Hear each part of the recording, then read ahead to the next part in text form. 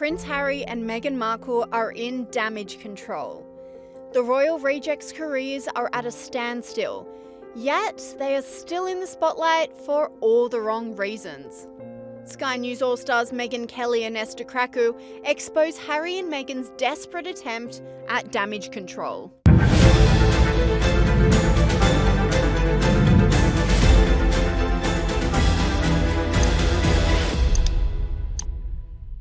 Prince Harry and Meghan Markle's PR machine is working overtime, desperately putting out daily spot fires which are threatening to destroy the Sussexes' fragile reputation. The Sussexes spent the past week relaunching their careers, with Meghan Markle signing on with a new, much smaller podcast distributor after being cut from Spotify's stellar lineup, says Sky News All-Star Megyn Kelly. And no one's ever heard of this podcast outlet that she's going to. As far as I could tell, they've got far lefties like Sarah Silverman and Samantha Bee, who are loathed by everybody who is center or right of center. So this is what she's signing up for. She's declaring she's not just liberal or progressive, she's a far left progressive. Those are her new partners.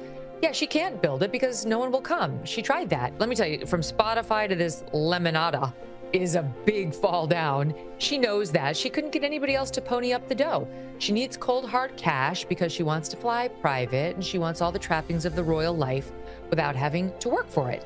And she does want to fly private, and she is flying private on everyone else's dime.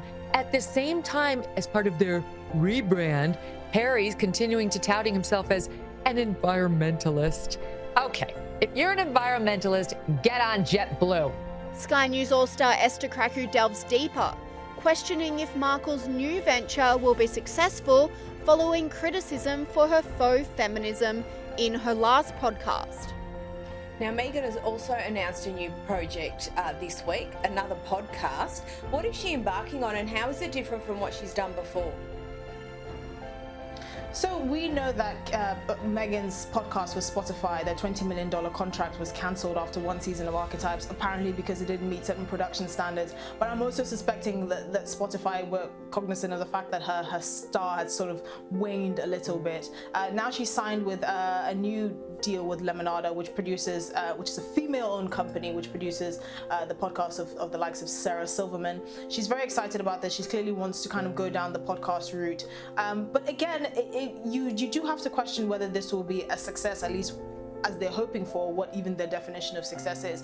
Meghan's podcast didn't particularly get rave reviews, and it's quite strange because if you think about it, she's like the darling of Western feminism. But there were actually many critics that criticized her podcast and her attitude towards feminism, and said it was mainly centered on herself and her own experiences and how she felt and how she felt good doing what she was doing, and it wasn't actually linked to the plight of women, certainly in the West, but not around the world either. Megyn Kelly agreed, saying Meghan Markle isn't a feminist. She's a Meghanist. And of course, she, another hypocrite, is calling herself a feminist who's going to shape the future. How? Because no one tuned into your first crappy podcast where all you did was lecture us on feminism and everyone hated it. Remember, she was so upset that she was objectified when she put on the tiny sparkly dresses on Deal or No Deal, and they didn't want to hear her thoughts on nuclear codes. So it's a joke. She's not a feminist. She's only a Meghanist. That's it. She cares about promoting one thing, herself. Just ask Katie Wadey, as she referred to Kate Middleton in her interview with Oprah, a low blow hit, or ask Omid Scobie, Meghan's stenographer, who took way below the belt hits at Kate in the book he just put out. She only likes one woman. It's herself. She wasn't very good to the Queen, and now her partner in life, Harry, finds an opportunity to put himself back in the news. We talked about this last week. As well as a new podcast, the Sussexes spent last week unveiling the rebrand of their new website, with News Corp columnist Louise Roberts saying they drew criticism for the exploitation of their Duke and Duchess royal titles, despite shunning the royal family. Now, Louise, the Sussex website rebrand has landed. What's new? Well, hi, Cara. Yes, so it's gone from Archerworld to Sussex.com, which is again another rebrand, an effort to sort of refresh their sort of notoriety or their fame or whatever their sort of agenda is here. What I thought was interesting is that there's a massive glossy photo of them on the website itself, and they've chosen very interesting sort of royal colours, a sort of ivory on the navy background, and there's two very lengthy biographies of both of them. Harry's described as an environmental campaigner, an advocate for mental health, obviously a former veteran, military veteran, and a few other things. Meghan, of course, is described as a feminist and a champion of human rights as well. And I think the whole point here is for them, I guess, to get new commercial deals. And the criticism, of course, is by using the name Sussex, they're commercialising their royal ties, the royal family, of course, which they have shunned and criticised at every opportunity. And despite moving to America for a quiet life, Esther Krakue says Harry and Meghan's rebrand will bring them further scrutiny, especially because they don't have the royal family PR machine working for them any longer. I think it's actually quite telling that Spotify cancelled the whole deal with her. I mean, if you can't really sell yourself, which is effectively your only unique selling point, what really do you have to sell? I mean, they're moving into production and trying to create content, but you know, as anyone will tell you, Hollywood and the business of content creation is a brutal game. They're not going to have the same kid gloves that they had really in the royal family, where they have this machine of the firm that can massage their public image. Anything they put out will be scrutinized. Anything they do will be scrutinized, and they don't have that cushion of the royal family to fall back on. And I suspect it's going to be the same with this podcast. As well as a new podcast and website, Meghan Markle had the opportunity to reprise her role on Suits, which would have been very lucrative and given her great exposure. But she thought this was beneath her, says Sky News All-Star Kinsey Schofield. Now let's go to Meghan. There's all sorts of rumours that she may be going back into acting. Hollywood, of course, she was a part of the Suits series back in 2018, and there's apparently going to be some sort of a spin-off of Suits. It's going to be filmed in Los Angeles, and she may score a role. Is this something that's likely to happen? I mean, she stepped away from the limelight, didn't she? Didn't she want to have some privacy? Wasn't that the whole point of fleeing the royals and the media? Right. No, I tend to agree with you. You're absolutely right that it is being reported that in this new Suits spinoff, there's a character that's cut for her specifically to a T.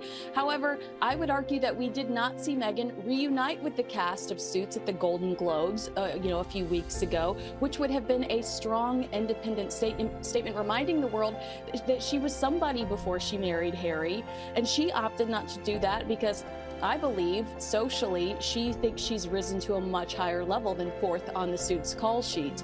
I don't think she would consider a project like this seriously. I think that she probably truly thinks that this is beneath her. And Prince Harry is similarly in damage control, particularly after his fly-in, fly-out trip to see King Charles following his cancer diagnosis. Esther Krakue revealed the prince is receiving criticism for attending an NFL ceremony immediately after spending only 40 minutes with his sick father. Now, we know that Harry recently met with King Charles, after the King's cancer diagnosis. Now, it's been reported this week that he demanded to see the King alone. What was that all about? So the Queen's friend and journalist Petronella Wyatt apparently alleged that Prince Harry wanted a private audience with his father. Now, of course, he's perfectly entitled to that. He did fly all the way to the UK to see his father specifically, and I'm not surprised that he probably didn't want to waste any of his time having kind of cordial chit-chat with his stepmother, who he addresses in quite a scathing manner in his book Spare. I suspect the relationship isn't very good in that way either, so I'm not surprised that he didn't want to have her in the room. But you know, it's one of those things. It was a private father-son moment. Again, I'm still surprised that he hasn't revealed any details of that. This is a man who has been tilled by Netflix cameras, who's clearly made a point of exposing his life in the most in my opinion, unappealing and vulgar manner. So I don't really know where this kind of tight-lipped nature is coming from. But I'm not surprised that the Prince Harry didn't want to speak to the Queen. He did have to fly back quite quickly. I think he only spent about 30 minutes speaking with his father. He had to fly back to Las Vegas for an NFL award ceremony. Again, something that I just thought, good Lord, to see a senior member of the royal family reduced to having to prostitute himself at these kinds of events is quite disgraceful, but you know, that's how he's making a living now. Additionally, Prince Harry has been slammed for monetizing his father's illness, booking a spot on Good Morning America right after his UK visit. Esther, Harry's in Canada at the moment. He's done an interview with Good Morning America. What did he have to say, and was it really wise for him to do it, do you think? So Harry gave the interview to Will Reeve with Good Morning America to advertise the sort of 1 year coming up of the Invictus Games, which will be held next year. Now, obviously, we couldn't avoid the topic, or certainly he couldn't, about King Charles. He obviously flew over the moment he found out about King Charles's cancer diagnosis, and so Will did ask him, you know, what is going on. Thankfully, Harry didn't reveal anything about the King's condition. I'm pretty sure the palace and most of Britain were holding on with bated breath, hoping Harry doesn't revert to his usual blabbermouth antics and just reveal all like he did in Spare. Thankfully, he said, you know, obviously he's not at liberty to talk about that. And despite his quick visit, many are saying Prince Harry is desperate to reconcile with his family, which Esther Krakue says is deluded. And then he did say, Will asked him whether illnesses can bring families together and whether it's something that could happen in this case. And Harry said, yes, you know, that is certainly possible. Now, I don't know what grass Harry has been smoking to think that his scorched earth tactic with the release of his book Spare and the Netflix series and the Oprah interview somehow in any way, shape or form will still leave an avenue open for him to go back to the royal family in any significant measure. We know that, you know, William and Harry are still not on speaking terms. I suspect his stepmother is probably not very keen on him either, given the things he wrote about her in his book. So for him to say that, you know, it is possible that King Charles's illness will bring the family together, either he's extremely deluded or he's under the influence of some substance, because for most people, they don't think that's a possibility. And Meghan Markle was also slammed for her reaction to King Charles's diagnosis, caught beaming whilst her husband made the dash over to the UK. Well, she was sort of photographed in Montecito with a big smile on her face. Now, we don't really know why she was smiling, and I agree it could be a bit disingenuous to somehow align that to news that her father-in-law is ill and her sister-in-law is recovering from surgery. I often find with Meghan, though, that she is very up, and if she does see a photographer, she will sort of bring out that big megawatt grin, sometimes to sort of create a bit of an allure that, you know, she's got some great news or there's some fantastic announcement she's about to make, to keep herself sort of relevant in that way. So I guess maybe a more sombre sort of demeanour in public may have been more appropriate, but I guess we were kind of spared anything sort of really set up like Meghan browsing get well soon cards or buying bunches of flowers or something like that. So I think she's just sort of BAU while waiting for Harry to come home. And like her husband reconciling with his family, Louise Roberts says hell will freeze over before Princess Kate reconciles with Meghan Markle. Now, Louise, a report today in Vanity Fair that Meghan is apparently trying to mend her rift with Princess Catherine.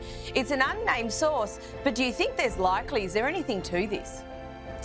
Well, I think there's more chance of hell freezing over than Kate wanting to patch things up with Meghan. I mean, what's in it for Kate, really? I mean, you could say maybe she wants the relationship between Harry and William to mend, but that's not going to be fixed by her becoming besties again with Meghan. I don't think she trusts her. I think also Meghan's problem is that she's allowed this narrative to flourish that Kate and Charles were somehow making racist comments about Archie before he was born. I mean, this is a narrative which she's never defended them on. She never said, no, they are not the ones I'm talking about.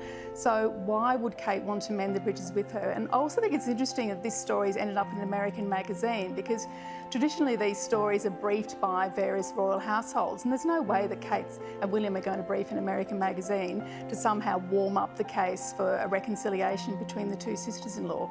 I mean, I just don't buy it at all. I think it's rubbish. I think that's a very good observation, Louise.